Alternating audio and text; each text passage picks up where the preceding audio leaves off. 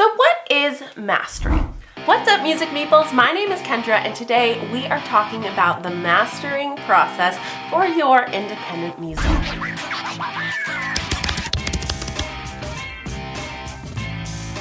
On this channel, we like to get down to the very basics because we are here to learn everything you need to know when you are just getting started in the music industry. So what is mastering? Mastering is going to be that final stage in your audio production. It's where that final mix is polished and optimized for distribution across the world.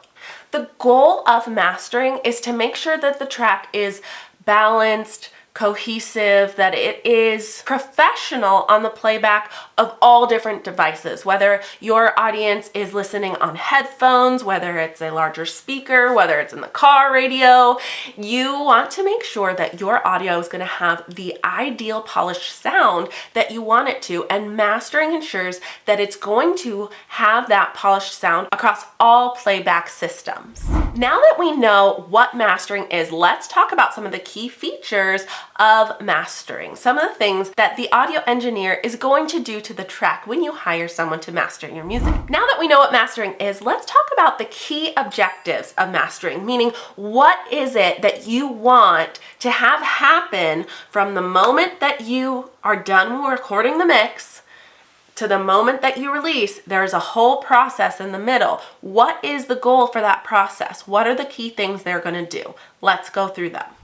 The number one thing they're going to do is they're going to go in and look for loudness optimization. That means they want to make sure that the track is as loud as it can be without getting distorted. If you listen to independent artists on your streaming service, you know what I'm talking about. Some people, you can tell they did not do proper mastering because you're listening to a song and then it goes to the next one and it's like way quieter and you can't hear it, and then the next professional track comes in and it's at that optimized loudness level. You can tell pretty clearly when you're listening to independent artists who has gone through a proper mastering process and who hasn't. You want it to be as loud as you can get it without the music getting distorted. The second objective of mastering is the EQ, or equalization. This is making sure that all of those different sounds, all of those different levels and instruments are balanced properly. So these are the different frequencies. You've got your bass, your mids, your trebles. You want those to have a cohesive balance. This is going to give the track warmth. It's going to give it presence. It's going to make sure that it has a round, whole sound to it. The third step is compression. This kind of relates to volume. There are going to be different dynamics throughout a song. You've got your big crescendos, your forte, your loud music, and then you've got your softer parts of the piece. Compression is going to make sure that even though there are loud and soft points of the song, that it's still within a consistent range so that it still feels like a cohesive piece, that the listener can still enjoy the loud and soft parts of the song without having to like try and turn it up on the soft spots. It's just going to make sure that it stays within a reasonable level of volume. The fourth one also has to do with the volume, and that is going to be limiting. The limiting is going to make sure that it does not exceed a certain range of decibels to, again, make sure that it doesn't peak, that it doesn't distort the audio if it gets too loud. So especially if you have a belted out powerhouse moment at the end of your track, the mastering is going to make sure that that moment doesn't start to get all wonky with the audio. It's important that it feels powerful, but that it's still under the proper decibel amount. Next is an interesting one. It's stereo imaging. So this is more about the process of how it sounds on headphones, for example. It's going to be that left and right balance. For example, I absolutely love the TikTok videos that they talk about. Some of these independent artists, they will like go into a really beautifully acoustic room and they will sing, and then they will edit the audio to have a really neat left and right panning effect, and they talk about it being like a therapeutic washing of the mind because the sound is going back and forth from ear to ear, and it's such an interesting experience, and I love it.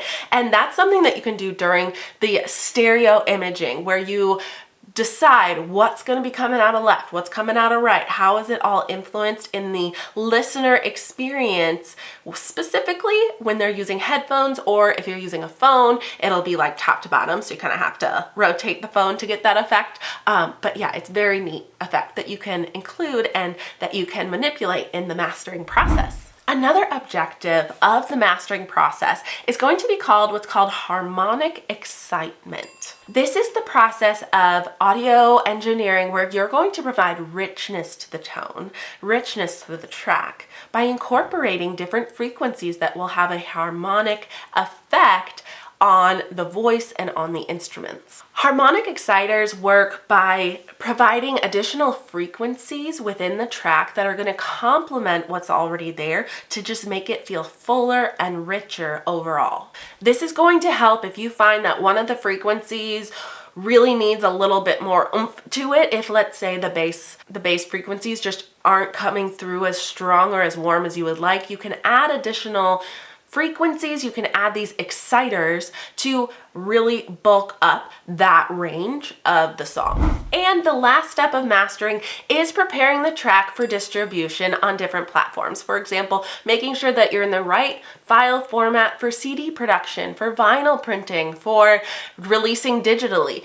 All of these have very specific requirements for how that file is saved and distributed. And so the final step of mastering is going to be ensuring that you have met all of the file requirements for how the artist wants to distribute the track. Now that we have gone over the 7 key objectives of mastering, let's talk about how to actually make this happen. Okay, so in order to have these effects, you're going to need to use an audio engineering program.